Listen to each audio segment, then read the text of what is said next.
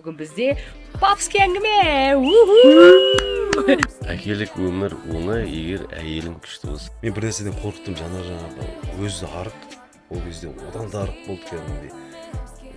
Бас айналып құлақ қалмаса екен деген сияқты. Қазір қайттан жазады комментарий, значит, баланы тәрбиесін әйелің етіп қойған. Мен талай баланы бағып қалдым мысалы.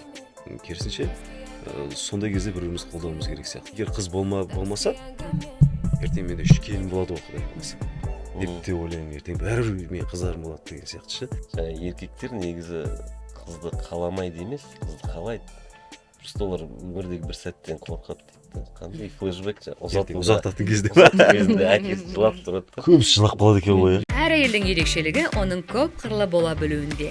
Қалыңдық, келін, болашақ ана, көп балалы ана, бизнес-вумен.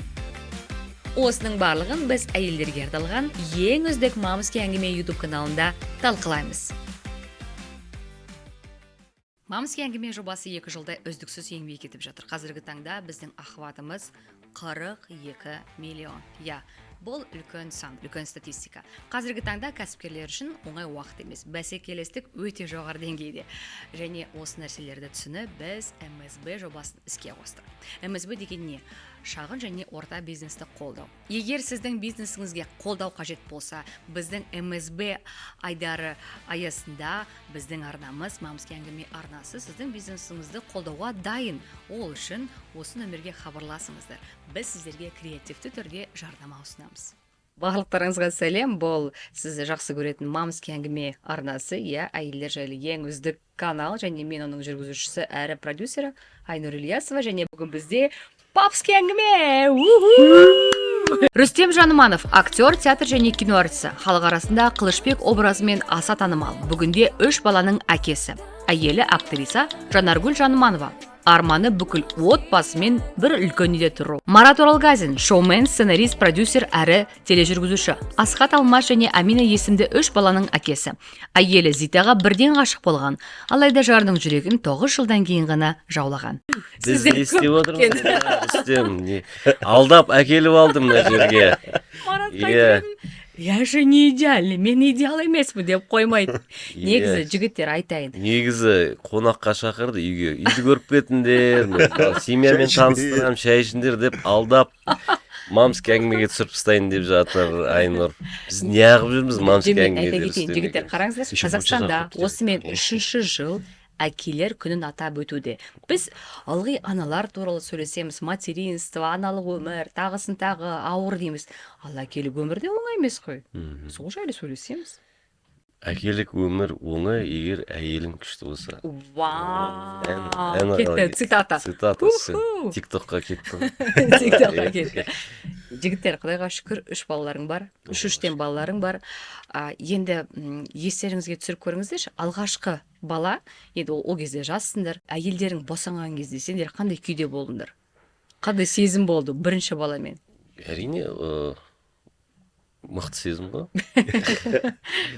Негізі, история ғой, енді бірінші бала деп жатсың. Негізі, біз енді сценарий жазамыз ғой, біз негізі кәсіп сценарий.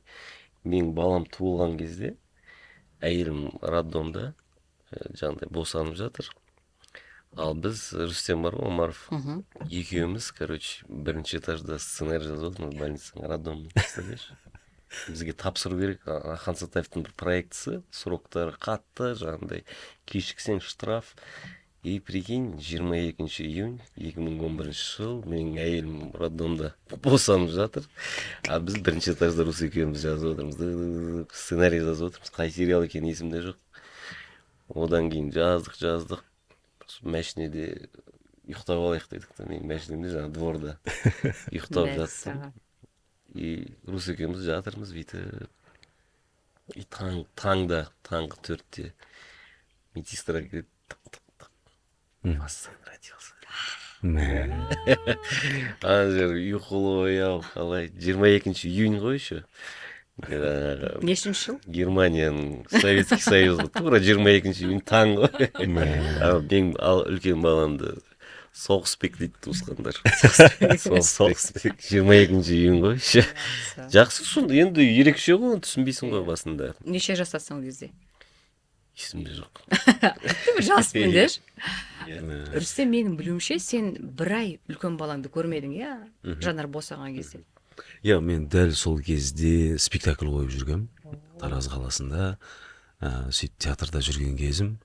Жоқ, енді радионан жаңа шығарып нетіп, содан кейін мен бірақ кеткен болатынмын. Сол кезде де енді түсініксіз бір сезім. Бір жағынан кәдімгідей әке болғаныңа қуанасың. Сөйтіп бір жағынан жаңа нәпақа ақша табу керек деген сияқты. Сөйтіп Таразға кеткен болатынмын. Сол жақта спектакльді бір ай қойып, үйге бірақ келдім кәдімгідей. Қырқынан шығарып бірақ келдім. Иә, сол кезде қарасам кәдімгідей көзбен көрген бір бөлек болды да. Сондай бір қызық сәттер болды енді өмірде. Сенбейсің ғой алғашында. Иә, енді сенбейсің. сендер түгілі бізде, менде анандай материнский инстинкт бірден болған жоқ. Соны айтып жатырмын ғой. Әкелік инстинкт қашан пайда Жоқ, болды? бізде былай ғой, біз түсінбейміз жаңағында ер адам деген түзде ғой. Жаңағындай айтып отырмыз ғой, жұмыс даже әйелің босанып жатыр, жаңа Рүстем, Жанаманов Рүстем емес, Омаров Рүстем досым. Екеуміз бірге сценарий, даже сол кездің өзінде жұмысты ойлап отырмыз да. Яғни енді туылған кезде қолыңа аласың, түсінбейсің ғой, жүресің бүйтіп, не болды, қалай деп. Кішкене ойың басқаша болады, енді жауапкершілік басқаша болады, көп бір құндылықтарды қайтадан бір саралай түсесің. Сосын енді әр баланың өз несібесі бар дейді ғой, енді несібемен бірге бір жаратқан бір саған тағы бір мақсаттар қойып береді, сен өмірге басқаша қарай бастайсың. Сондықтан бізде негізі енді ер адамның басты несі сол ғой, енді жаңағы жанұяңды асырау, жанұяңды жаңағындай обеспечивать ету, қамтамасыз ету. Сондықтан енді басты ой сол ғой негізінде. Так, соған байланысты жоспар құра бастайсың. Бала туылды. Енді біз үшеуміз. Сондай да. Сондықтан енді біздікі сондай, негізгі бәрібір енді ауыртпашылық анада ғой. Енді қазіргі кезде көп естіп жатқан боларсыңдар, депрессия, послеродовая депрессия деп айтып жатады, иә, барлығы әйелдердің барлығы. Бұрын енді ол жай ғана депрессия деп өте салған болса, қазір ол енді айқын. Оның барлығы айтылып жатыр, айтуға болады. Сол кезде послеродовая депрессияны сездіңдер ме әйелдеріңе? Қазір андай кеткендер істем. Андай обычный нәрселерге бір термин тауып алады. Послеродовая депрессия. Ол бар нәрсе ғой, Мәке. Иә, бар нәрсеге. Бұрын ол андай өмірдегідей еді. Ол в порядке вещей еді. Қазір әр нәрсеге бір термин атау тауып алған, соны талқылап. Мен білмеймін, біз енді ер адам ретінде ондай түсінбейміз ғой бізде послеродовая. Жоқ, енді Рүстем мырза, сізде послеродовая депрессия болды ма? Өзінде емес, әйелінде болған кезде сен қалай қолдадың деп жатқаным ғой. Біз енді дос сияқтымыз. Кәдімгідей бірге оқыдық, ол да актриса, мен де актер. Біз өнерде болғандықтан бізде андай бір қатты не болған жоқ, депрессия. Біз ол кезде енді бала болыптық қой, қарап отырсақ. Бір есіме түсіп кетті, қазір ана бір оқиғамыз. Бала кішкентай. Біздің коляскаға саламыз да баланы. Жаяу жүріп қайтайық. Жаяу жүрген жақсы көреміз. Кеттік онда, қайда? Мегаға. Ойлашы. Тимирязева, Байзаковада тұрамыз. Босана салып. Бала кішкентай. Біз енді ол жағын қатты ойламаптық, жаңа балаға ауырып қалуы мүмкін деген сияқты. Енді барынша қымтап, жамылдырып коляскаға салдық, сонымен кеттік. Сөйтіп Тимирязева, Байзаковадан Мега жоғары жақтағы. Соған дейін жаяу барғанбыз ғой. Сөйтіп апарамыз, қыдырамыз ішінде, біріне әпереміз Жанарға. Сөйтіп шығамыз, коляскамыз дәу. Машина жоқ ол кезде. Сон тұрамыз да, жаяу шаршап тұрсың ба? Жоқ, кеттік онда жаяу. Тағы да жаяу кетеміз ғой үйге дейін. Ертесі күн балада температура. Қарап отырсақ, қазір есімізге түсірсек соны, мүлдем бір андай бала болған екенбіз деймін да. Ол кезде нешедесіңдер сен? 25 примерно. Балаң қазір 11-де, үлкен балаң. Иә. Қарап отырсақ енді шынымен де бір безответственность болды да сол кезде. Сосын мамамызға айтамыз ғой, сәл бірдеңе болып қалса, мама что-то бала бүйтіп тұр. Мама келеді, қойдың майымен сылап емдейді. не істедіңдер дейді. қойдым иә Айтып береміз ғой. Классика. иә Айтып береміз, осылай болса мегаға барғанбыз. Сендердің бастарың істей ма? Сол ғой, Сөйтіп біраз ұрысқан болады бізге. негізі бала туылғаннан кейін где-то сразу бірінші ассоциация қойдым ғой үйге кіресің қойдым шығып тұрады так деп ше жаңағындай енді не ғой Хорошо. пострадовая депрессия Иә. ол мамасы ғой енді Мгм. бізде жаңағы мен Жоқ, мысалы келіншегім анасы күйеуіме. қасында Иә, аха. ол не істейсің мен послеродовая депрессия не көмек бересің дейді деп бүйтіп қасында жүресің бәрібір өзі істейді ғой бәрі жаңа көтерген кезде көтересің бірақ бәрібір енді жаңағы келіншегің қасында мамасы бар енеміз сол көмектеседі сөйтіп нормально үш бала да солай болды Нормально, бәрі нормально. Иә. И бірінші бала енді не ғой бірінші бала Рүстем айтып жатыр ғой бірінші бала демо версия ғой иә бүкіл эксперимент жаңағы Шынымен де солай ошибкалардың бәрі бірінші бала таяқты да сол жейді жаңағы құлайды ауырады бір нәрсе жеп қояды қақалып қалады жаңағындай аллергиясы бар анау бар мынау бар бірінші баладан енді көп нәрсе үйренесіз бірінші бала көп нәрсе үйретеді Иә. Аха, Иә, хорошо. О, дұрыс Иә. айтасың. керісінше Не үйрендің біз сен? емес бала керісінше көп нәрсе үйретеді Иә. тәжірибе жинайсың екіншісі уже усовершенствованная версия да А үшіншісі? iPhone 15 iPhone 16 сияқты да иә уже андай кішкене андай қосылатын нелер функциялар жаңағындай и чем дальше тем уже жаңағындай тәжірибе көбірек жинайсың да жаңағындай сондықтан бірінші бала дейтін ол кәдімгідей Эксперименталды болған. қайталанбас сезім біріншіден екіншіден енді ата ана балаға көп нәрсе үйретеді дейді ғой енді менің ойымша бірінші бала ата анаға көп нәрсе үйретеді Мгм. мен өзім сөйтіп Әлі де солай, иә? әлі де солай иә Үлкен балама кей кезде айтамын, жақсы көріп кетесің ғой баланы. Иә. Мені бірінші әке қылған осы бала деп Иә. шекерім. Тұңғышым деп. Иә, тұңғышым деп. Оның бір әр баланың өзінің бір несі болады екен. Махаббатының бір не дейді жаңағы шыңы. Өзінше бір қызық сәттерге толы. бірақ бірінші бала не тұңғыш Ыстық болып тұрады, иә? жоқ ыстық болғанда тұңғыш бала кішкене не жауапкершілік слишком көп та Вот. іліп тастаймыз да Іліп тастаймыз. жаңағыдай да. Бірақ бір жағынан қарап тұрсаң, кейбіреулер не надо так много ответственности на него вешать, ойбай, детство не отнимайте дейді. Ал бір жағынан қарасаң, енді ол солай болды. жоқ сен оны айтсаң да айтпасаң да солай Ол ғой солай ол ғой. үлкен ол жаңағыдай бәрібір Үлкенсің ғой деп тұрасың. иә үлкенсің ғой дейсің да енді жоқ өзі де түсінеді ғой ментально түсінеді ғой үлкен аналарға қарау керек деген нәрсе сондықтан жауапкершілік көбірек Қарай ма үлкендер, кішкентелер? Қарайды ғой. Қарайды ғой. Біз үйге кей кезде жанарында шаруасы шығып қалады мына заманда жаңағы. Мен де жұмыстарым шығып қалады, сол кезде үлкенге тапсырамыз кәдімгідей. Мынаны дұрыстап қарайсың. Мынаны холодильникте тамақты аласың, мынаған ысытасың. Бәрін біліп алған ол кәдімгідей. И кеше жақын жаңа келеміз үйге. Шынымен де тура солай істеп қойған, бәрін айтқандай.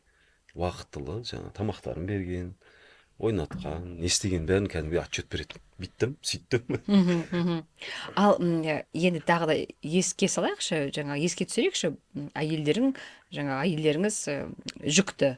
Неге жүйрік болды қатты? Мысалы үшін кеше біз күйеуіміз екеуміз есіме түсіріп жатыр, күйеуім, сен есіңде ме, менен соленый огурцы сұрап едің ғой, мен түнде Магнумға бардым, кесем сен уже, ой, не хочу болдым дедің дейді. Маған сол сияқты бір қызықтар бар ғой, ойбай, жегім келеді деп. менің келіншегім жүйрік болған жоқ сондай бір қатты бір андай стереотип бар ғой жаңағындай анаған жүйрік болды жаңағы бензин иіскейді деген нәрселер ондай болған жоқ қатты болған жоқ Иә, жанарда да болмапты. Мен қазір есіме түсіп жатыр. Керісінше мен жейтінмін. Ондай да болады екен. ми жейтін болады Ондай да болады екен керісінше. миға жерік болады иә Да? иә Кімдер? қалжың ғой Әйелдер ма? иә ондай сәтте миға жерік болады иә миың жей береді Қалай жейді, айтшы? андай не ғой енді эмоциональный качели ғой Иә. түсінесің бір нәрсені қалап тұрады сосын қаламай қояды мынаны істе дейді оны неге істедің дейді енді сондай ғой өмір ғой Ал оған қалай қарайсың? бәріне көнесің ғой деп жүресің Жай түсіністікпен қарайсың. әрине Мен бір рет есімде мына кәдімгідей стол деген нәрсенің атын ұмытып қаласың ғой. Настолько сенің миың барлығы ана табиғат қандай ұлы десеңші, иә, Құдайдың енді жасағаны ғой. Барлығын білесің, енді столдың атын ұмытып қалу деген біртүрлі ғой. Стол деген атауын ұмытып қаласың ғой. Ана не сондықтан да ол жерде ми ешқандай логика жоқ ол жерде, түсінесіңдер ме? Айнұр негізі орындықты көрсетіп отыр, стол деп. Орындықты ұмытып Енді бірде Гүлнара Селибаева былай айтқан екен күйеуіне. Енді біз былай ойлаймыз ғой, кейде мамалар енді қыз болып дүниеге келгеннен кейін, әйел болып дүниеге келгеннен кейін, ана болғаннан кейін барлығын біледі деп. Сөйтіп күйеуі ана баланы мен қалай ұстауын білмеймін деп өзіне берген ғой. Сосын Гүлнар тұрып, Джеки, я тоже впервые мама, я тоже не знаю деген екен. Сөйтіп ол да бірдеңені түсініп, содан кейін жаңағы қосылған екен процесске. Иә, ол солай ғой. Жоқ, шынымен екеуі де білмейді ғой, екеуінде де тәжірибе бірінші, бірақ енді ана болғаннан кейін мүмкін табиғат бойынша енді көбірек түсінетін шығар, инстинкт бойынша. Бірақ екеуі де алғаш атана атанған кезде екеуі де ештеңені түсінбейді, екеуі де ештеңені білмейді. Есің шығады енді көп жағдайда. Мысалы, мен көбінесе қазір есіме түсіп жатыр, мамаларымыздың көңілінен шығуға көп әрекет жасаппын сол кезде. Неге десеңіз, сол кісілер кішкене көбірек болса екен біздің жанымызда. Иә. Мама бір жаққа осындай күні кетем деген кезде алаң ерте қалып жаңағы елеңдеп, мама сосын сен қашан келесің деп ше. Осылай мен жұмыстарымды бітіріп келейін, сосын келем. Мама, тезірек келші деп жаңағы сондай. Әсіресе әйелдерінің мамалары шығар, иә? Екі жақта. Екі жақта. Екі жақта. Біз кәдімгідей очередке жаңағы нететінбіз. Так, Жанар сен мамаң осы күні келеді. Сосын мен мамам осы күні келеді. График бойынша. Иә. Бірге болғандарын қалаймын жанында. Өйткені мен бір нәрседен қорықтым. Жанар жаңағы өзі арық. Ол кезде одан да арық болды кәдімгідей. Бас айналып құлақ қалмаса екен деген сияқты бір болады ғой, қорқыныш. Сол кезде мен жаңағы кішкене айтатынмын, жесейші, тамақ жесейші, не жейсің? Мен тойып тұрмын дейді жаңағы. Ол да жаңағы тек қана баланы ойлайды. Сондай бір қызықтар өтті бастан. Алаңдайсың кәдімгідей. Сен о дедің ғой жаңа, Марат. О дедің ғой. Айтшы, не болды ойда? Мамаларға ілінеді ғой көп нәрсе. Енді солар айтады ғой, мынаған шомын біз білмейміз ғой көп нәрсе.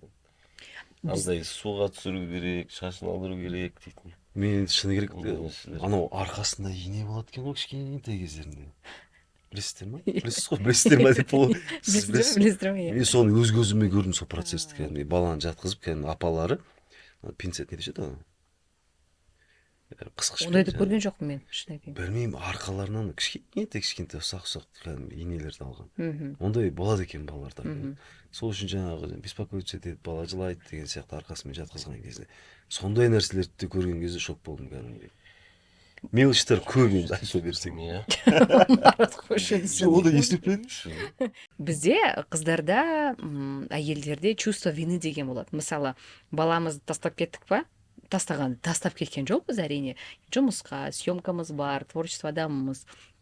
Мен өмірімде бірінші рет 8 күнге жаңағы осы жазда кетіп қалдым. Без чувства вины. Оның алдында көп болатын осы чувство вины. Ал ер адамдарда ондай бола ма? Жоқ. Сендерге айтып тұрмын ғой, вы придумали всякие термины. Нет, я не придумали. Простые понятия, которые уже тысячелетиями человек живет. Просто неинтересно. Усложняете, да, негізі андай термины. Негізі, ну, как бы, мен ойымша, мен семьямда былай. Мен ойымша көптеген, жалпы базовый солай ғой. Мысалы, үй бар, семья бар. Жаңағындай еркек жоғар, әйел жоғар дейтін әңгіме емес. Ер адамның өзінің жаңағындай міндеттері бар. Әйел адамның өзінің міндеттері бар. Оның басында ашу ол керек.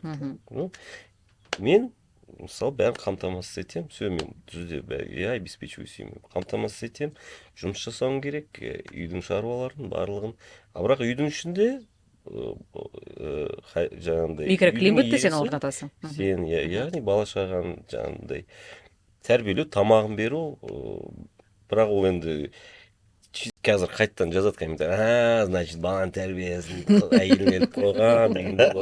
Жоқ, енді барлығы в меру ғой, негізгі міндеттері бар да, енді бәрібір барлығы Әрине, етене ғой. әрине. Ол чисто мен мынаны жасаймын, сен мынаны жасаймын емес, ол барлығы енді бірге.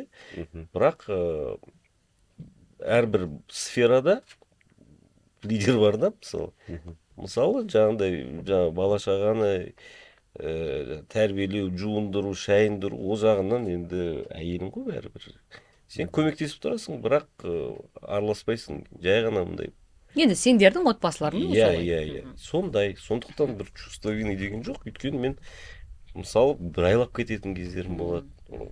Жаңа тіпті босанған кезде де біраз уақытқа кетіп қаласың. Әрине сағынасың, хабарласып тұрасың. Бірақ сенің шаруаң бар, жұмысың бар.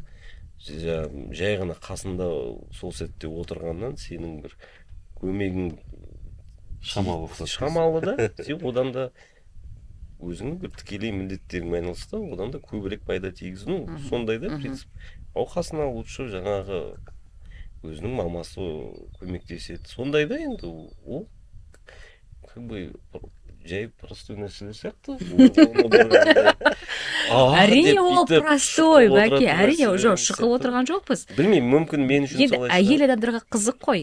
Енді бекер айтпайды ғой, женщина с Венеры, мужчина с Марса деп. Сондықтан да әйелдерге әрине еркектердің ойлары қызық, ер адамдарға мүмкін қызық шығар, білмеймін. Женщина с Венеры, мужчина с Марсом, но они живут на планете Земля. Конечно. Бір жерде тұрып отыр ғой. Иә. Сондықтан олай бір бөліп жабыстауға болмайды да, ол барлығы өмір деген неше түрлі обстоятельства бар. Әрине. Ол сіздің моделіңізді немесе менің моделімді кәдімгідей бәрін кигізе салуға болмайды. Жоқ. Әр адамның өзі. Айналып келгенде сол ұлы быт қой. Иә.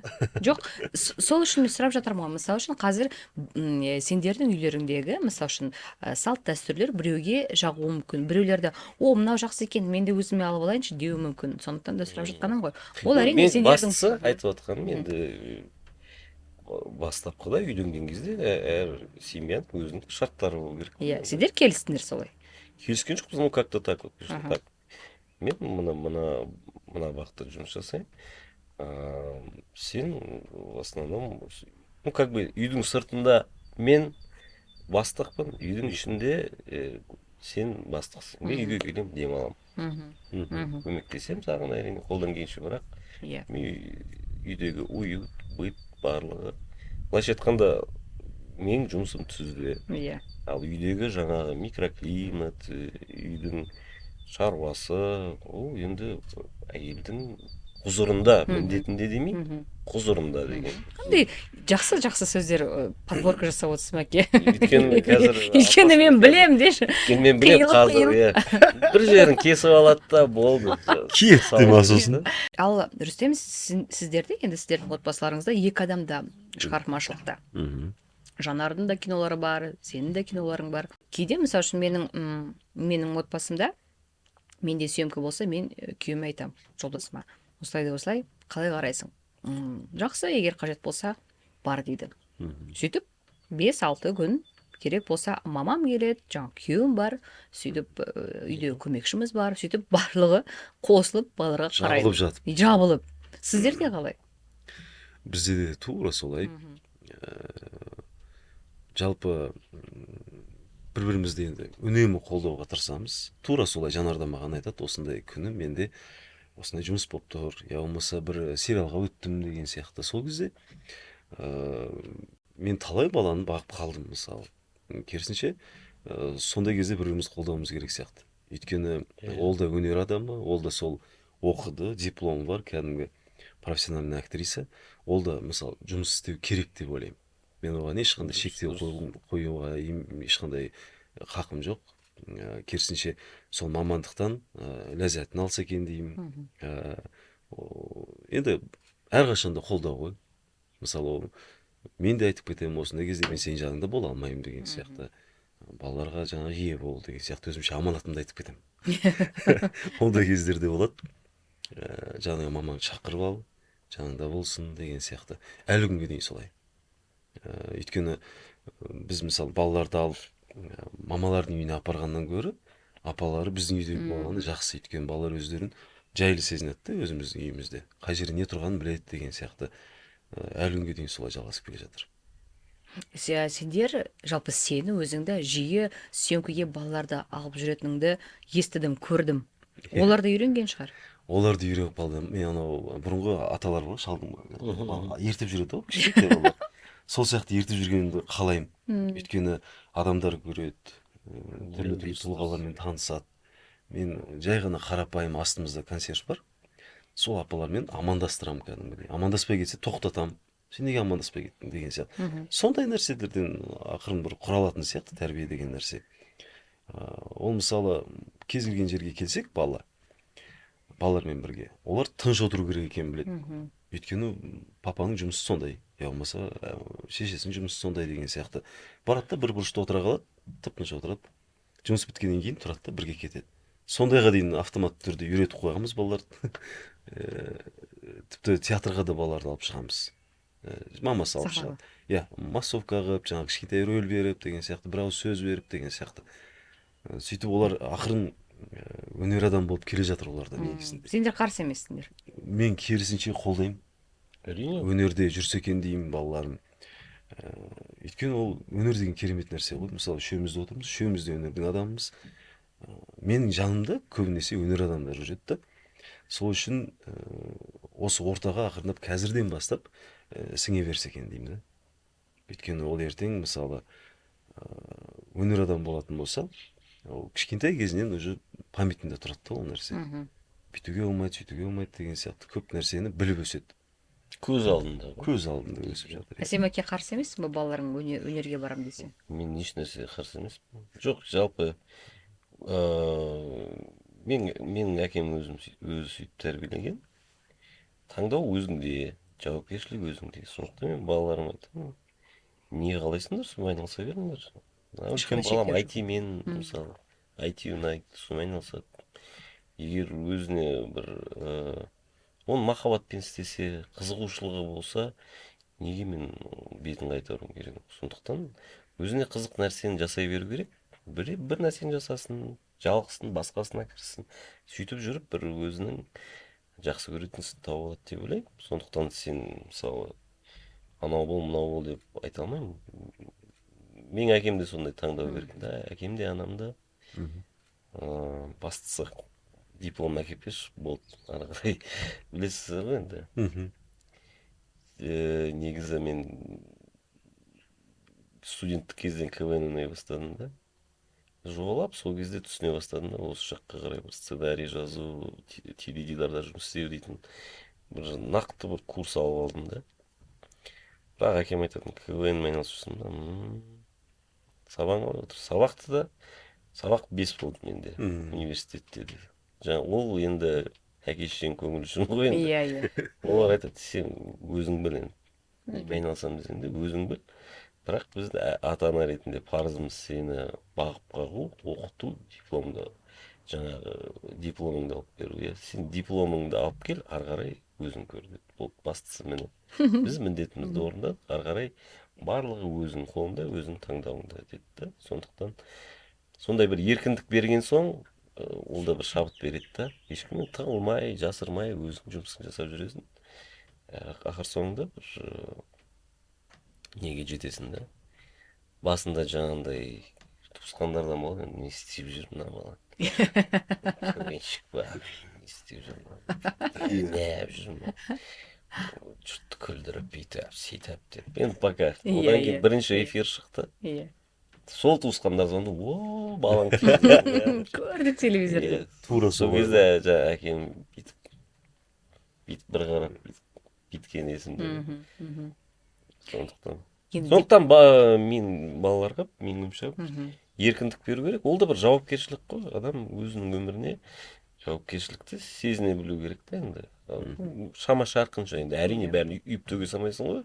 Жасына орай енді шағын ойнақ құйып қойсаң болды. Енді диплом деп қалды. Қазіргі өмірде барлығы тез болып кетті. Курс ала салу, бірдеңе оқи салу. Тіпті кейбір ата-аналар бүйтеді екен. Әй, бір 5 жыл оқымай-ақ қой, менің дипломдарым жатыр ғой, курс оқы да жүре бер деп. Соған қалай қарайсыңдар? Онда тұрған еш нәрсе жоқ. Еш нәрсе жоқ. Иә, себебі енді адамның өзіне байланысты ғой. жаңағыдай кәдімгідей тереңнен оқимын десе ол диплом алу керек. Кей кезде бір шағын навык дейді ғой, навык қабілеттер ма, оны алу үшін бір кітапты оқығаның да жеткілікті болып жатады, бір курс алған да жеткілікті болып жатады. Сондықтан кез келген формада білім алу керек болды.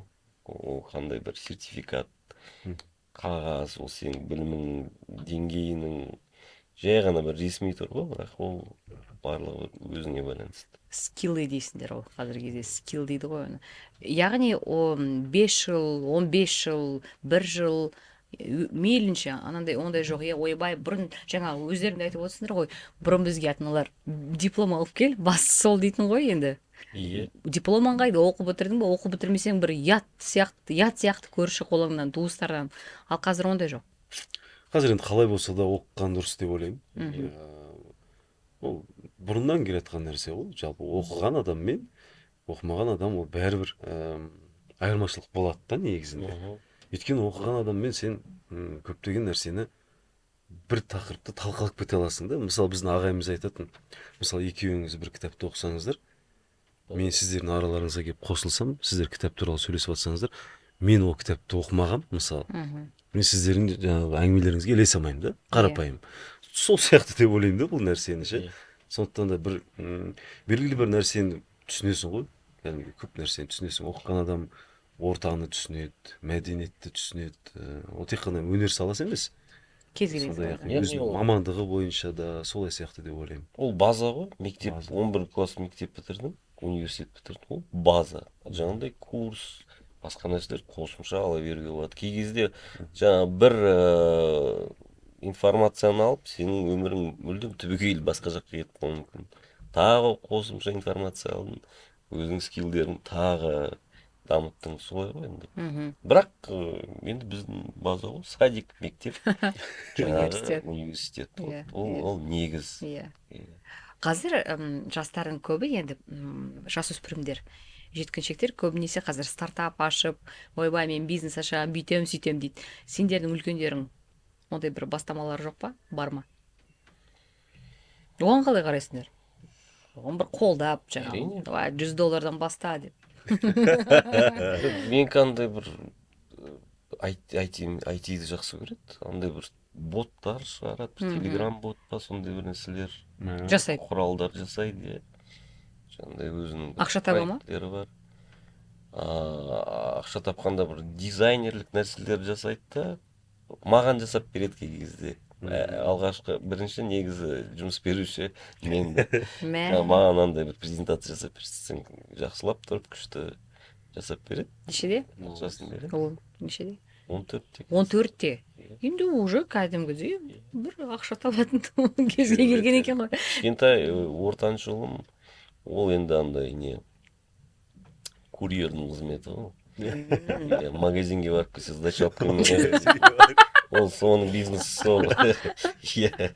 Бәріміз де болған шығар. Сдачаны қайтармайды. Жинап 150 мың теңге жинап алған ғой. Навык бар дейсің ғой, 150 мың. Үйге келген адам бәрін магазинге барып келейін деп қойды. Магазинге түссең керегі жоқ па. Бір 2 жылда ма 150 мың жинап алдым дейді, білмеймін, қалай 150 мың қалай. Мен неге сұрап отырмын, өйткені мысалы үшін кейде қыздарым ойбай, мына киімді алып берші, мына киімді алып берші дейді.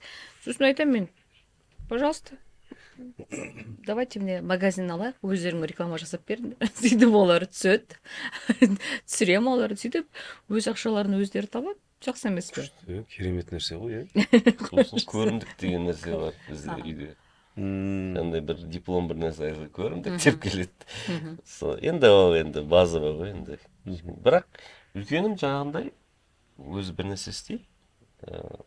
Кәдімгідей бір қосымша мамандық па, негізгі мамандық бола ма, оны білмеймін. Бірақ кем дегенде бір несі бар да, өзінің қабілеті, бір игеріп жатқан бір жаңағы бағыты бар. Сол арқылы қазіргі таңда енді шама шарқысы кішкене болса да менен ақша алып тұрады мысалы. Мынаны жасап берсем, жасап береді. Мінекей, бағасы қанша дейді, осындай дейді. Мінекей келісілгендей бағасын беріп, сондай. жаңа кішкентайдікі енді кішкентайдан емес Ол барлығымыз бизнесмендер. ол енді ортаншылар сондай Аха. болады ғой негізі мұхитқа жақын болады ғой енді Я Рүстем, сенде 3 жыл. Иә? Енді әрине Құдайдың бергені, бірақ дегенмен қызды аңсау деген болған жоқ па? Құдайдың бергені. Иә, Иә. үш жыл ма сенде 3 жыл. Енді алдағы уақытта әрине қызда болғанын қалаймын. Өйткені менің достарым, мысалы, бір досымда 3 қызы бар. Сол сұраймын содан, қалай қыздар Қыз қалай болған дейді да. Сөйтсем ол маған айтады, сенде ұлдар ғой дейді да. Сен әлі әкеліктен сезінген жоқсың дейді да маған. сен демо версия Иә, сөйтіп айтады да, сенде қыз болса дейді, о, Рүсет, ол басқаша дейді кәдімгі. Мен сол бақыт сезінгім келеді. Құдай қаласа. бұйырса Бірақ кейіннен ойлап қоям, егер қыз болмаса, ертең менде 3 келін болады ғой, Құдай қаласа. Деп те ойлаймын, ертең бәрібір мен қыздарым болады деген сияқты ше. Сондықтан да Аллаға сансыз шүкір деймін осы нәрсеге. бөлек қыз деген бөлек Көбісі айтады. Иә. менде 2 ұл 1 қыз ғой Сөйтіп Амина ғой, иә? Амина иә. Амина. Ал Амина дүниеге келген кезде қандай сезімде болдың? Мүлдем басқа ғой. Түсінбейсің оны. Негізі былай ғой, бізде еркектердің барлығы жаңағыдай ұл қалап тұрады ғой, мойындашы. Иә. Осы екен дейсің да, ішіңнен. бір алғашқы екеуі Орынбасар, жаңағы ұрпақ жалғастырушы. Иә. Келіншегім айтады, ол осы жылы қыз болады. Ұлтуш деймін ғой бәрібір ше. Ұлтуш. Ол жаңағыдай қыз туылды, әрине қуанды, күшті болды, бөлек сезім мүлдем. Біз енді Бажа сериалында да көп қой енді, барлығы біздің өзіміздің өмірден ғой.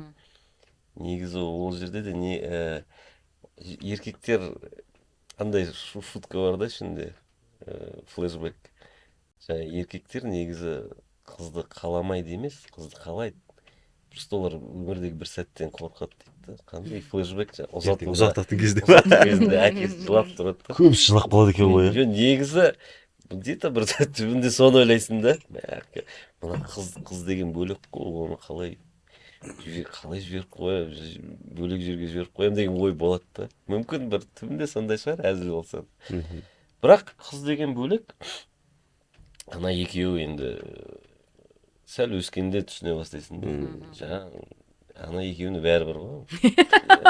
Өздерімен өздері PlayStation ойнап атады. Үйген кезде жүреді ана жақта. Жетіп кеп қарсы алып алатын қызым болады. Бетіңнен сүйіп, келген кезде үйден кеткенде шығарып салады. Таңертең тұрғанда бетіңнен сүйіп, жаңағыдай оятады. Бөлек ол. Сосын қыз жақынырақ бола ма? Бөлек болады. Қызық, Менде 3 қыз ғой. Сөйтіп 3 қыз әкелер келген кезде жүгіреді ғой алдынан. Папа деп айғайлап, сосын тамаққа шығарады. Папа, даго, любимый, папа, мой красавчик. Сөйтіп кем айтады, сен өзіңе ұл туып алсаңшы. Зато дейді маған. Сонда нақты сол аналық махаббатты сезінесің дейді маған. Қызық, иә. Өйткені шынымен де ұл балалар жаңағы анаға жақын болады, ал қыз балалар әкеге жақын болады. Сөйтіп кейде ұл балалар тіпті мен мамама үйленем дейтіндер бар шығар. Өйтіп айтқан жоқ па ұлдарың кішкентай кездерінде? Ондайды айтады. Айтты ма? Айтады, иә. Біздің сол ұл балалар көбінесе мамаларына жақын шынымен де. Біздің мама ең әдемі, біздің мама сұлу деген сияқты. Сондай сөзді комплименттерді айтады өздерінше кәдімгі. Қазірден бастап, мысалы, комплименттерді шай ішіп отырып, жаудырып отырады мамасына. Сен сондай әдемісің, сен шашың күшті болып тұр, сенің көзің сондай әдемі болып тұр деген сияқты сөздерді жиі айтады. Сол кезде мен таңқалып қаламын. Көп кішкентай болып деп кәдімгі дейші. Бірде маған күйеуім айтады, сен жаңағы махаббатты балаларыңнан үйрен дейді. Енді прикол ұстап айтып тұр да. Аналар енді папочка, ананы хочу, мынаны қалаймын деген кезде әкесі тіпті отыра алмайды ғой орында. Ал енді қараш, Рүстем, демек сенің ұлдарың Жанарға қарап сондай комплимент жаудырып отырады дедің, иә?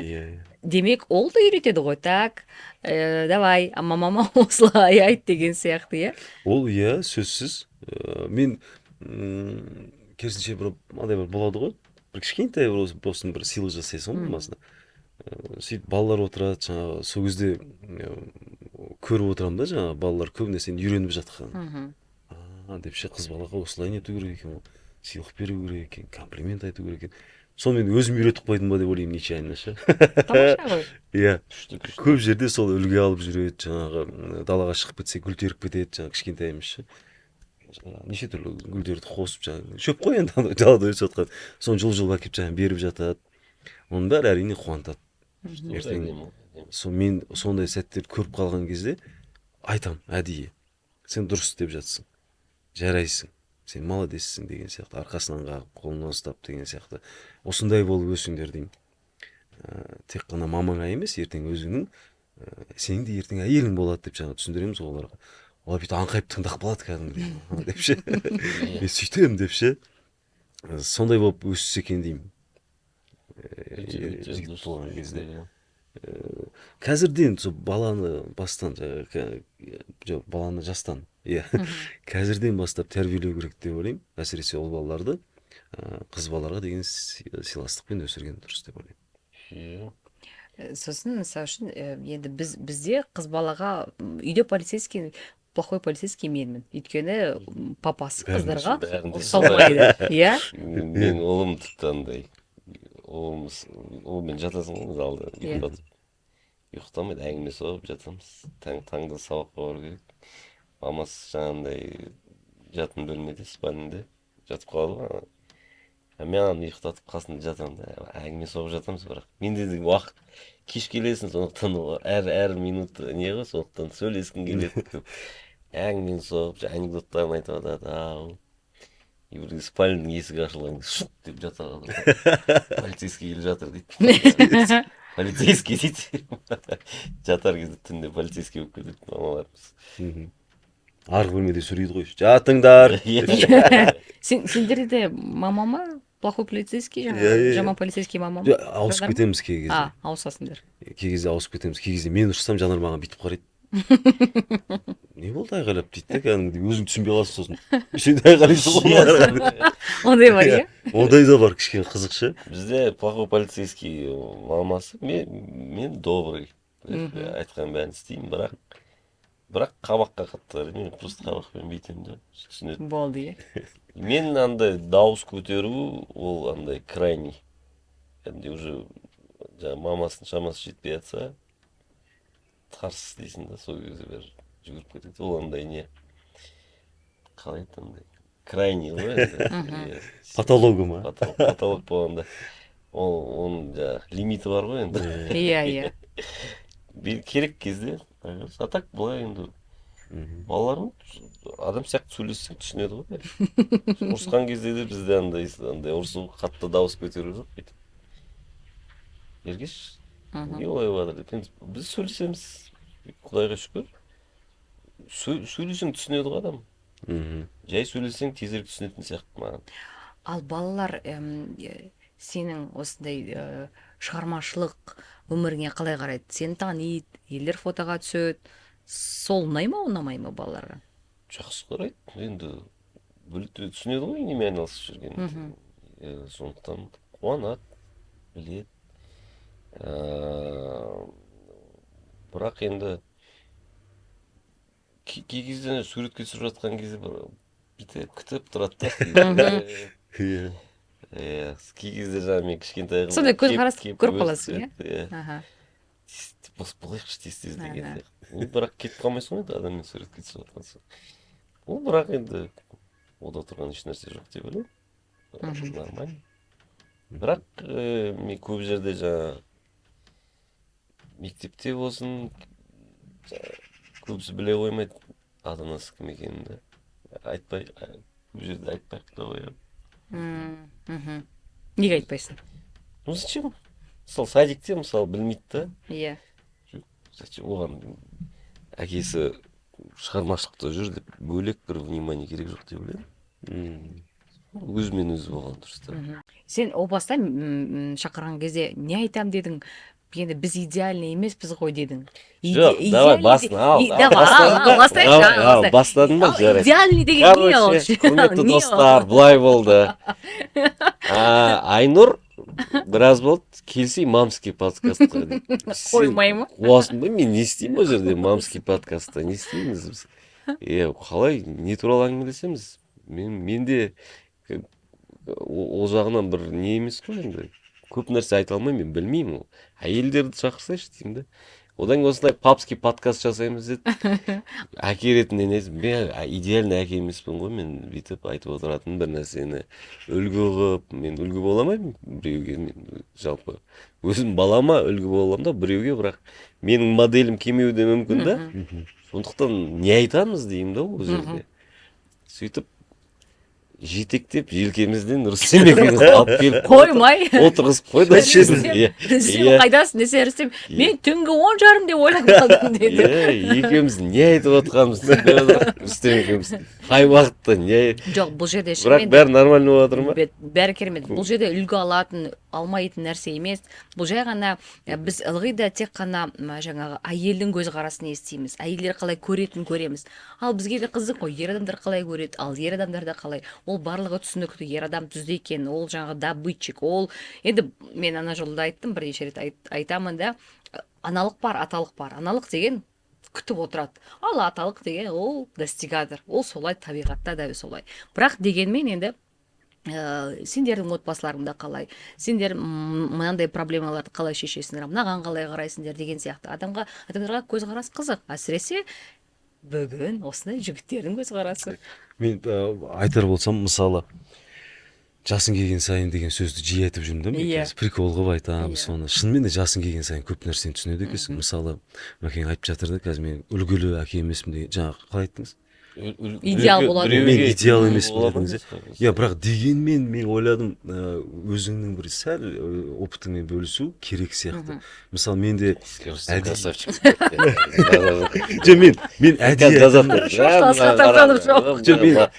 Рүстем дұрыс айтып отыр, Мараттікі дұрыс жазады қазір. Ол жақтан емес. Мысалы, мен бір подкастқа барғам, сол кезде тура осындай сұрақтар болды отбасы жайлы.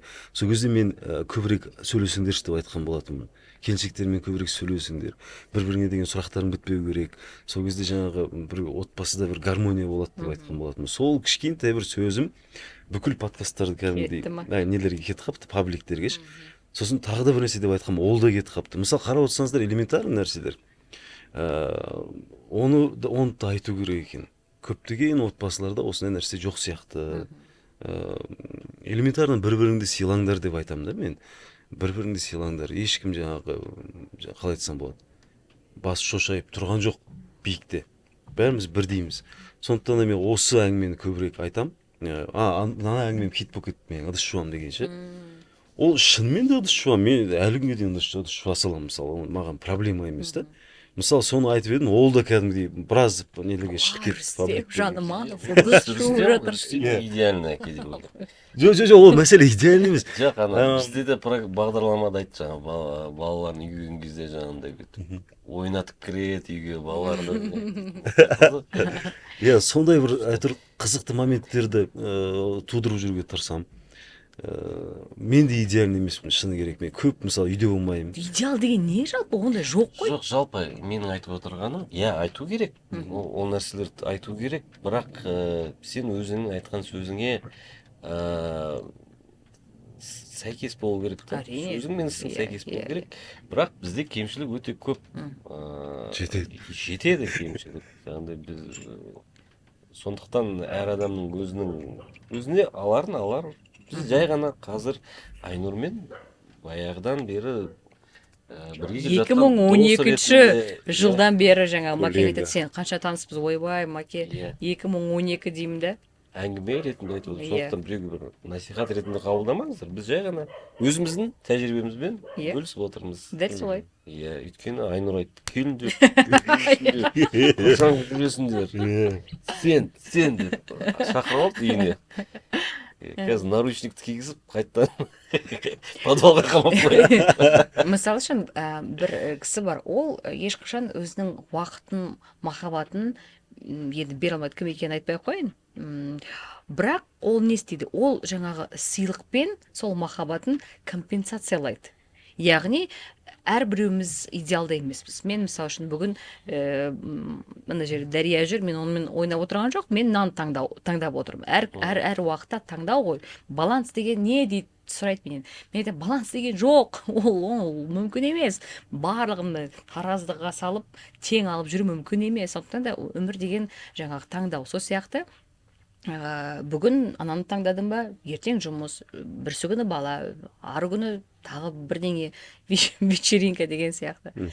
Ал енді кейде осындай қарбалас болып кетеді, анау мынау, бірақ дегенмен мынандай бір так, бір күні мен жаңа компенсациялауым керек деген уақыттар болды ма? Сол кезде не істейсіңдер?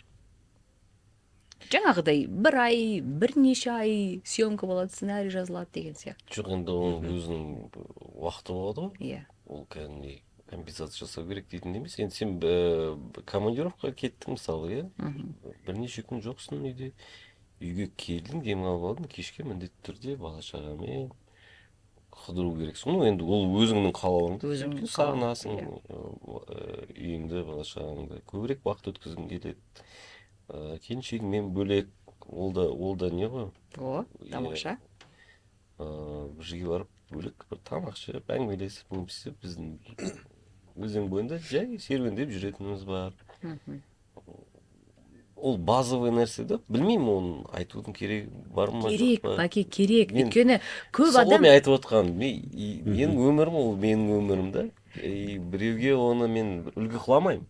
Жалпы мен ол тек үлгі қана емес, өзім бөлісу. туралы айтамын. Иә, ол дәл солай. Оны Өйткені өздеріңіз көресіздер. Иә. Менде солай. Сол айтып жатқан, біз идеал емеспіз, бізде кемшілік бар, артықшылық бар, өзіміздің өміріміз бар. Сондықтан айтып отырғаным сол. Сондықтан бізде ондай бір компенсация, тағы бір термин тауып алғансың. Компенсация. депрессия. Чувство Көп вины. нәрсеге андай бір термин тауып алғанда, жалпы өмір өзінің ағысымен де, сондықтан ситуациялар әртүрлі болады.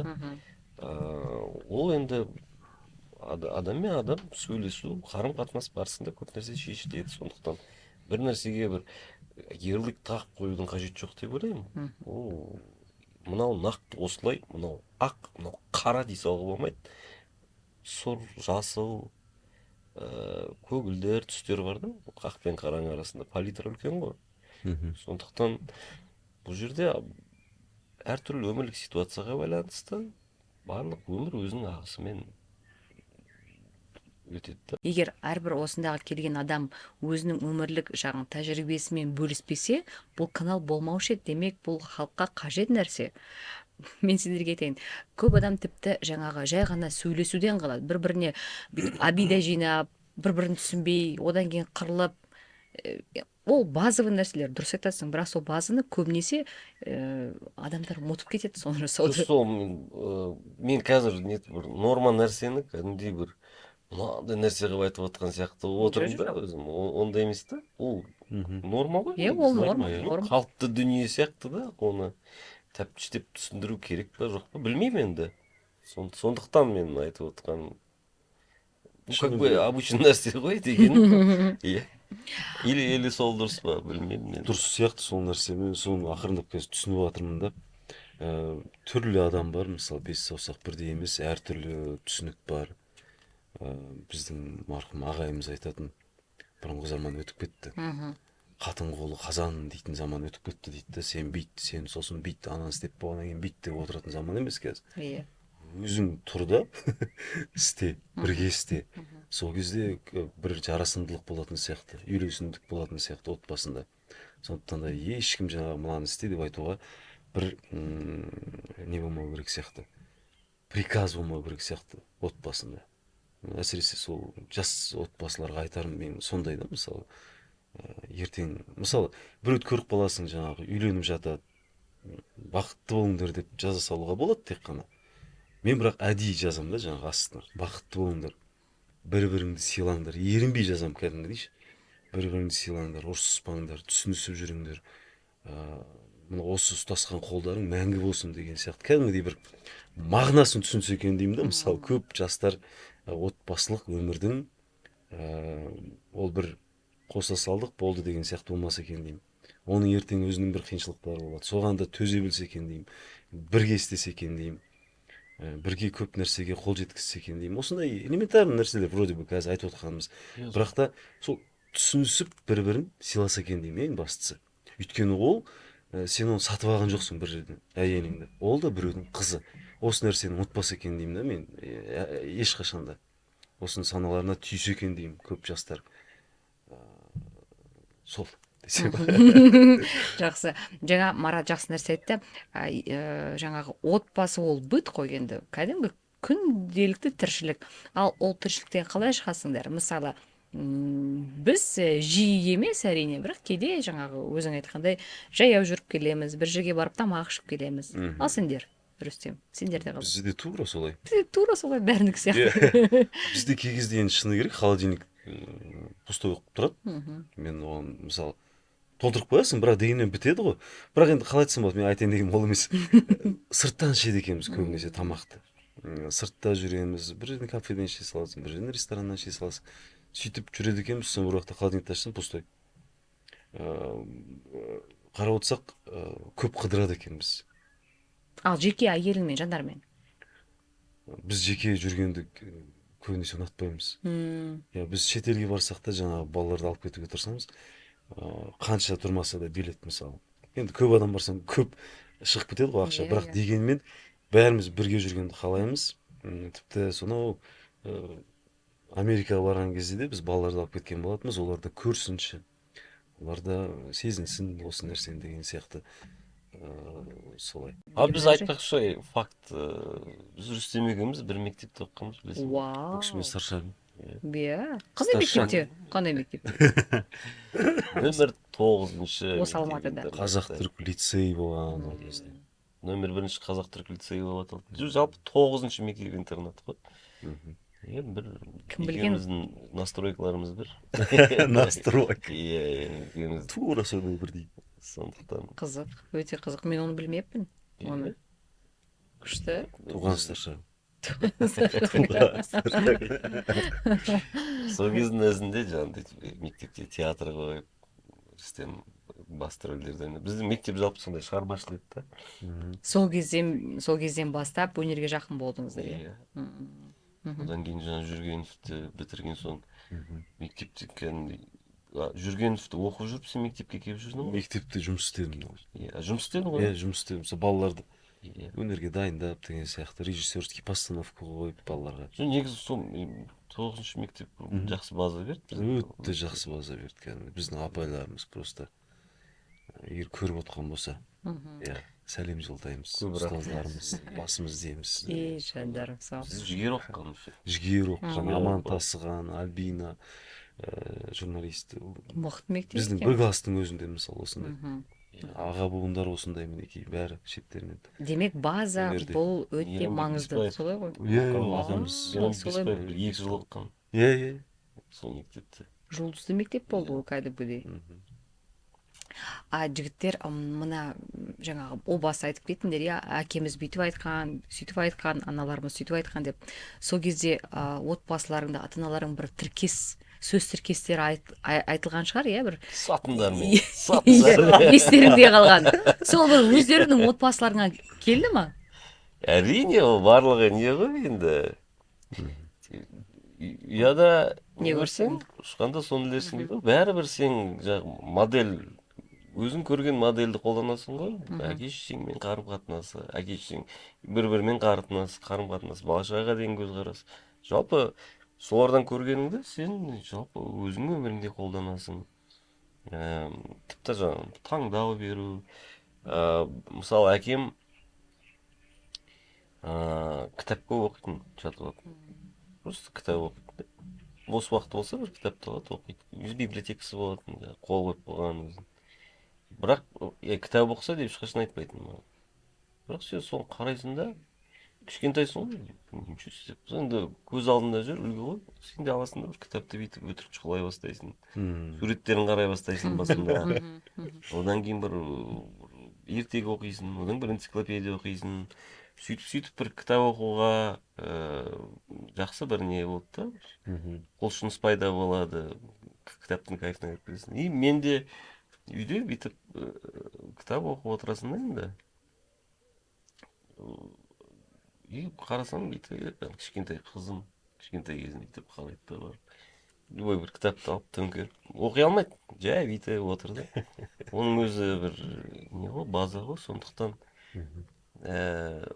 көп жерде өзіміз үлгі болуымыз керекпіз. Менің ойымша іспен емес, сөзің емес, көбінесе жаңағыдай құлақпен емес, көзбен тәрбие алатын сияқты балалар.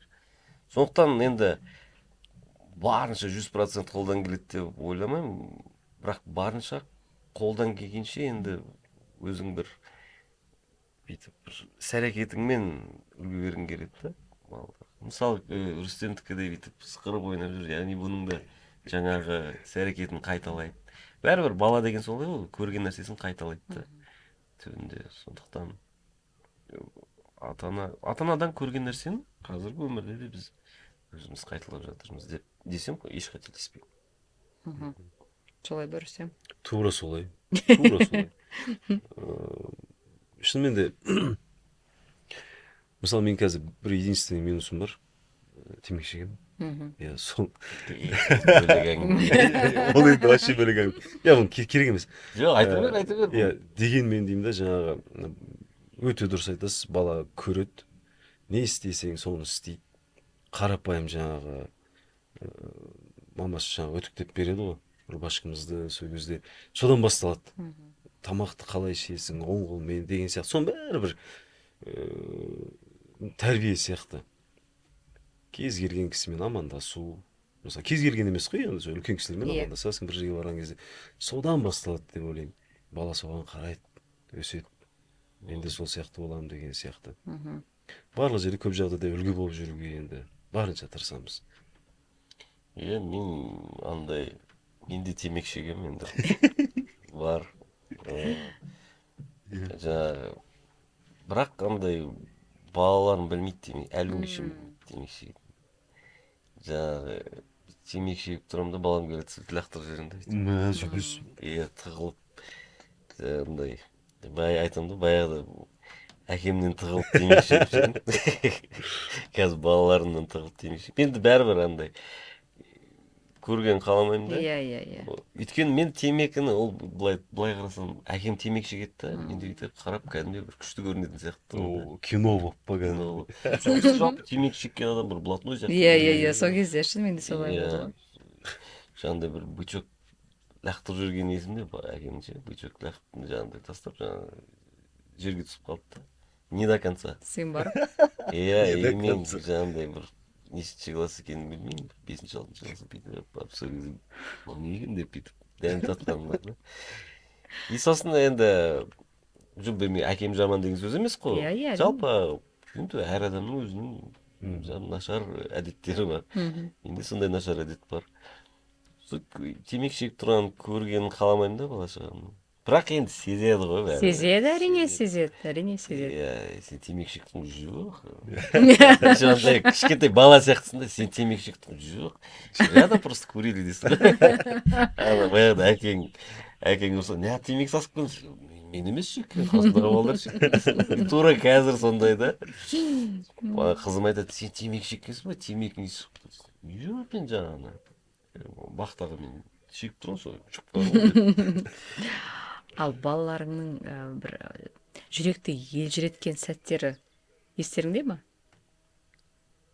Көп болған шығар, бірақ ең анандай бір. Андай бір жазатыны бар, хат жазғаны бар, бір мен жүрген балам жаңағыдай мен өскенде папам сияқты болғым келеді деген сондай жүректен тақ еткен. Көп негізі менде кәдімгідей сақталған нелері бар, жазулар бар. Ортаншы баламда кәдімгідей мектептен шығарма береді ғой. Мен әкем осындай деген шығарманы оқып, кәдімгідей көзге жас келіп. Жыладың ба? Жылаған жоқ, мен де жылай алмаймын, мен кішкене бәрібір андай көзіңе жас келеді да енді. Андай қаласың да. Сосын менде андай WhatsApp-та шағын не бар, группа бар, әйеліміз екеуміздің. Андай балаларымыздың андай сондай бір қызық бір нәрселер болса жазып қоямыз. мындай кызык сөздөр болсо бир Мгм. что баланын тили бал дейт го. Иә. Енді неповторимый шуткалар айтады ғой кәдімгідей соның бәрін жазып қоямыз и жақында жаңағы екінші ұлымнан бастадық та оны мен просто өзім жазып жіберемін анау кәдімгідей былш еткізеді да күлкілі сөйтіп қазір қаншада қазір 10-ға жақындап қалды үлкен ұлым ортаншы ұлым просто отырып ашып оқып бердім мә тырқылдап жалпы жазып жүру керек екен оны тәтті сөздерін бәрін ше ватсапта бір нәрсе қыдырып жүрген кезде бір нәрсе айтып қалса чик чик деп жазып қоямын реплика ретінде. Ол да керемет нәрсе. Қазір онда біреу алып, ой, осылай істеу керек екен, күшті екен деп өзіне жаңағы жазып алады. Мүмкін. Тамаша. Рүстем. Қазір енді мынандай бір оқиға есіме түсті. Менің ортаншы ұлым, оның сыныбында жаңағы бір қыз бар екен. Ол қыз сәл жаңағы қалай айтсам болады. Өзі жаңағы ерке қыз ба, сондай орнынан тұрып дәретханаға шығып кетеді, жаңағы сол жерде аралап жүре береді екен да, енді класста. Оның бәрі біледі екен, жаңағы үйреніп қалған екен да. Сөйтіп сол қыз жаңағы уақыт өтіп бара жатыр дейді, қазір сабақ бітеді, оларға бір тапсырма берген апайлар. Сол өзінікін жасап болып, қыздікін жасап тастаған ғой, тез жазып, сабағын орындап, сөйтіп қойған екен да, оны ешкімге айтпаған. Сөйтіп кейіннен енді апай отыр ғой, бәрін көріп отыр ғой апайлар. Білдіртпеген сияқты отыра берген апай. Сөйтіп бәрін шығармасын жинап, жаңағы чатқа жазып жатыр да мұғалімі. Осындай Арон осындай нәрсе істеді. Ол қыздың жаңағы ата-анасы оны біліп, кәдімгідей бір қалай айтсам болады.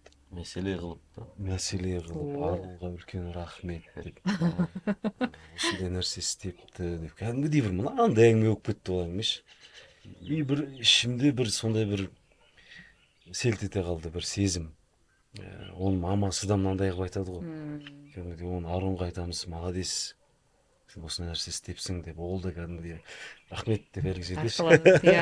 Иә. Сондай бір жүректі бір тебіренткен кезі болған кәдімгідей.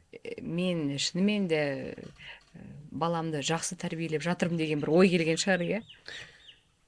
Ондай болады енді кішкене. Я на самом деле неплохой отец, я хороший отец деген сияқты. Иә, мамасы екеуміз ол жағын. Иә, мамасы. Негізі мамалары ғой, негізінде ше.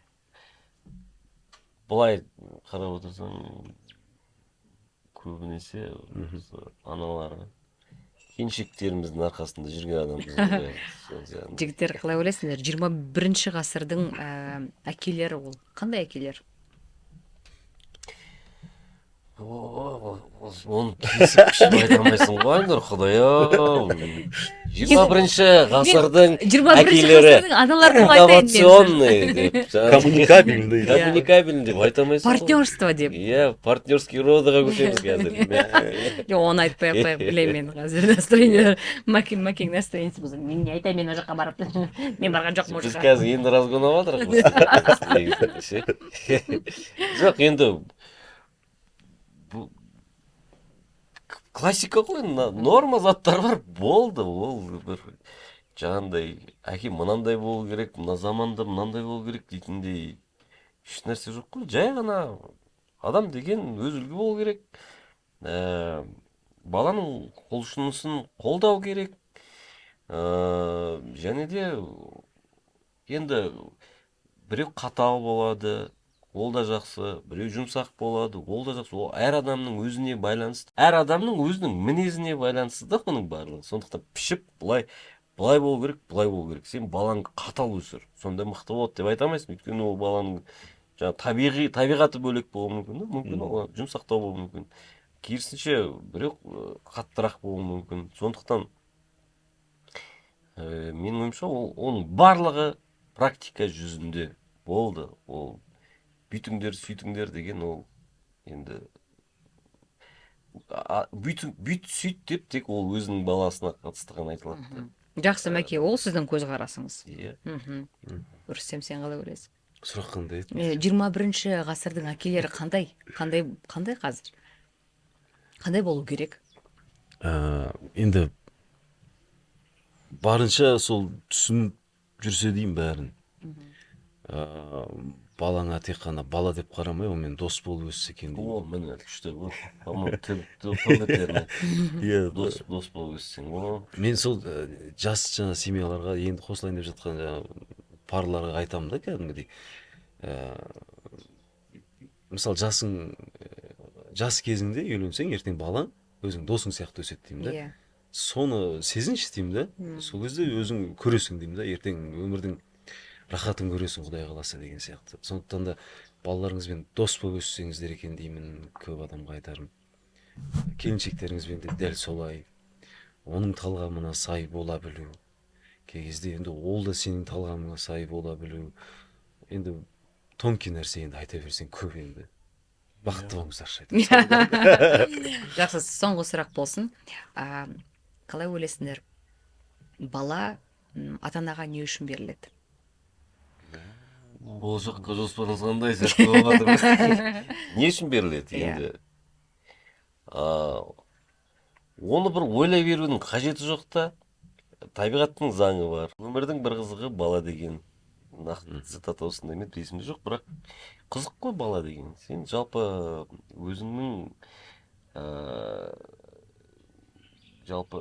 өзіңнің жалғастырушың дейміз ба, қалай? Сенің өміріңнің жалғасы ол. Мен сол көзқарастан қараймын. Бала не үшін беріледі деген сұрақты тереңнен ойлай берудің қажеті жоқ. Болды, қазір бізде Қазақстанда көбеюіміз керек. Задача сондай, де? Задача сондай. Ойлана берудің қажеті жоқ. Ойлана берсең, желание болмай қалады. Көп нәрсені шұқылай берудің қажеті жоқ деп ойлаймын. Өзінің табиғаттың өзінің бір схемалары бар, заңдары бар, белгілі бір нормалар бар. Базаны сақтасаңыздар, ары қарай оның үстінен оны құлпырта бересіздер, жақсарта бересіздер, өзгерте бересіздер, сол ғой. Бастысы бір стержень болса болды да, деп есептеймін мен. Міне керемет. Иә, тамаша. Рүстем, сенің ойың қандай? Не, бір өте күрделі сұрақ екен шынымен де. Пәлсапа қуатын сұрақ қой. Пәлсапа, иә. Бұл да бір үлкен бір бақыт деп білем, бұл да бір үлкен бұйрық деп білем. Және де сол нәрсені берген үшін, мысалы, баланы кімге рахмет айтасың, мысалы? Әрине, жаратушыға. Иә. Тек қана жаратушыға рахмет айтасың. Көп жағдайда, мысалы, опять-таки, мысалы, жасың келген сайын деп айтып жатырмын ғой. Мен таңертең оянған сәтте, міне тағы да бір күн берілді деген сияқты нәрселерге бас қатыратын болыппын қазір. Кәдімгідей сондай нәрсені көп ойлайтын болыппын. Міне тағы да бір мүмкіндік. Міне тағы да бір сәт. Тағы да бір сондай керемет күн берілді. Мінекей, осы күнді сен қалай өткізесің деген сияқты нәрселерге қазір көбінесе басты қатырып жүрмін. Әр балаға көңіл бөлу, келіншегіңе көңіл бөлу, ата-анаңа көңіл бөлу, досыңа көңіл бөлу, осының бәрі бір күнде қамту мүмкін емес. Сондықтан да әр нәрсені әр күнге қоюға тырысамын, мысалы. Және де рахмет айтудан шаршамау керек деп. Бәріне, Құдайдан бастап өзіңнің досыңа дейін. Бәрекелді. Мені алып тастай сал. Серьезно. Ананы алып тастай сал. Қойшы. Негізі жігіттер, міне бүгін әкелер күні құтты болсын. Шынымен де әкелер күні туралы білінбесін. Жоқ. Енді білесіздер, өйткені әкенің жаңағы кейде айтады, әкенің жаңағы қамқорлығы жездедей-ақ, махаббаты жездедей-ақ деп жатады. Бірақ ол шындығына келгенде барлығына сен айтпақшы шаблондай ілудің қажеті жоқ. Біреудің отбасында былай, біреудің отбасында былай, бірақ дегенмен әке Асқар тау, ана жағасындағы бұлақ деп бекер айтпайды ғой. Мен өзім шынымды айтсам, әкесіз өстім, оны талай рет айтамын да. Сондықтан да маған әкенің көзқарасы, әкенің махаббаты мен үшін өте маңызды. Сондықтан да жігіттер, сендерге рахмет. Бүгін алғаш рет әкелік папский эфир, папский әңгіме болды. Ол жаңағы базовый нәрсе деп отырсың, Мәке, ол дұрыс. Сен мысалы үшін одан анандай қылып айтудың қажеті жоқ деп ойлайсың. Бірақ оның өзі поф сияқты О, жоқ, көрінбей оның көрініп өзі қалмасын тамаша. деп тұрмын да. Біреуге бұл норма, біреуге бұны жақсы айту керек, айтып жеткізу керек деген сияқты. Біз бәріміз бірдей емеспіз ғой. Сондықтан да рахмет жігіттер, рахмет Рүстем, сенің сөздерің тиктокқа кететін болды. Мен кесіп салды. Мен кесіп Жігіттер салды. енді әсіресе жанарға рахмет, өйткені кім Рүстем трубкасын алмаған кезде жанары Рүстем қайда деп.